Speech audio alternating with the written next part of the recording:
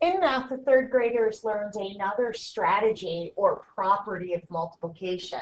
And the distributive property of multiplication is a rule that you can use to solve harder multiplication equations. And I told the kids that it's so much fun because you can take the larger factor, make it into an addition sentence, and then you can multiply each number by the other factor to solve the equation. So we started with single-digit equations, like 8 times 6, and the third graders know that they have other strategies. They could use skip counting. They could use their 5 times tables. They could use repeated addition to solve this. But this is the distributive property is another strategy that they can use to help them solve. So they learn to take the bigger factor and to split that up into an addition sentence. So first they thought of different addition sentences that add up to 8. So 4 plus 4 is the same thing as saying 8. 5 plus 3 is also 8. And 7 plus 1 equals 8. 2 plus 2 plus 2 plus 2 also equals 8. You don't have to just use 2 add-ins. You could use as many add-ins as that make the number. So this is 2, 4, 6, and 8. They learn to use 2s, 5s, and 10s. They learn that they're great. 11s are great too because multiplying by 2s, 5s, and 10s and 11s are easy. And 3s aren't so bad either. That's a small number to multiply by. So we'll start with 5 plus 3. Now 5 plus 3 is 8. So if I have 5 plus 3, that represents the 8. It is 8 times 6 equals. This equation is equivalent to 8 times 6. But now when I multiply, I have to make sure that I'm multiplying each of my add-ins by the 6. So I have 5 times 6. I distribute, and then I'm going to distribute the 3 with the 6 and multiply 3 times the 6. I know that 3 times 6 is 18. And I know 5 times 6 equals 30. Then I'm going to put 30 and 18 together, and that equals 48. And it's 8 times 6 equals 48. Now, I showed the kids that you can represent 8 in a different way. Let's say I used, this equation. I'm going to get the exact same product because it's 8. If I have 2 plus 2 plus 2, that's 2, 4, 6, and another 2, I can put that in parentheses and multiply by 6. And I just have to make sure that I distribute it.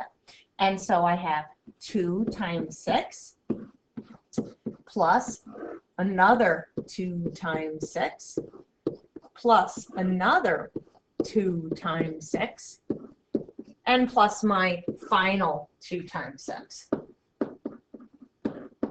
I'm going to get the same product. This is 12, this is 12, this is 12, and this is 12. If I add all my 12s together, that is 10, 20, 30, 40, and 2, 4, 6, and 8 ones equals 48. So you may be thinking, this isn't a very efficient strategy for this. We could, I could solve 8 times 6 in an easier way, so much quicker. That's not the point. The point is being able to break numbers apart, put them back together, and gaining a great understanding of numbers and how they work and how we can multiply and represent numbers. So where this is helpful, if we have 12 times 6, we can break up the 12, and we can use our expanded form. I know that 10 plus 2 equals 12 using my expanded form. So 10 plus 2 times 6. Then I'm going to distribute. Multiplying by 10s is awesome. And multiplying by 2s is awesome too. It's easy. So 2 times 6 is 12, and 10 times 6 is 60. So 60 plus 12 equals 72. Now we also looked at the distributive property with arrays to build a conceptual understanding of this concept. So this array shows 4 times 6 equals 16. we've learned how to use arrays to solve multiplication equations. But then we looked at the distributive property, and we looked at arrays, and we broke up that array to show two different multiplication equations. And this is going to help with understanding area in the future and that concept. So if I take my array, and you can see here in green, this array shows 4 times 2, which is 8. And then this array shows 4 times 2, which equals 8. 8 plus 8 equals 16. Now, the distributive property is shown. Each of these are your addends. This is 2 plus 2, which equals your 4. And you're multiplying by 4. That's your other factor. It's 2 plus 2. 2, 2 plus 2 plus 2 plus 2 plus 2 plus 2 plus 2. 2 plus 2, 4 times, right, which equals 16. We also took the same exact array, and we broke it up in a different way. We broke it up this way. This array, this model shows me 3 times 4. 3 times 4.